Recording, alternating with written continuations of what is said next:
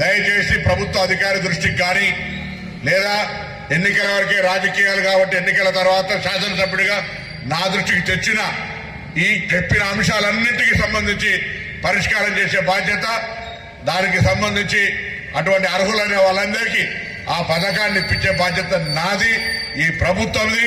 అందుకు నేను స్థానిక శాసనసభ్యుడిగా బాధ్యత నాది అనేది స్పష్టంగా మా నాయకత్వానికి, ప్రజలకు కూడా మీడియా ద్వారా ఈ సందర్భంగా తెలియజేస్తా ఉన్నా.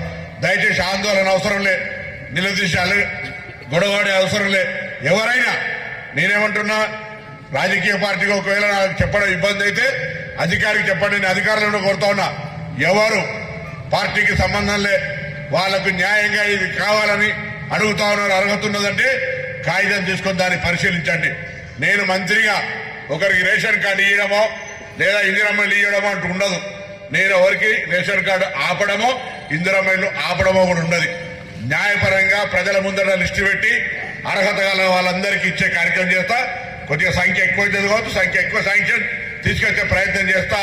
తప్పకుండా ఆదర్శవంతంగా హుస్నాబాద్ నియోజకవర్గంలో అందరికీ, లబ్ధిదారులందరికీ న్యాయం జరిగే విధంగా మీ ప్రతినిధిగా గొంతెత్తి ప్రభుత్వంలో నాకు సంబంధించిన పరపతిని ఉపయోగించి అయినా కొంచెం ఎక్కువ తీసుకొచ్చి ఇస్తా. దయచేసి అర్థం చేసుకోమని చెప్పి కోరుతూ, ఎక్కడ ఆందోళన అవసరం లేదు. ఫస్ట్ మీరు కూడా కన్విన్స్ చేయాలి.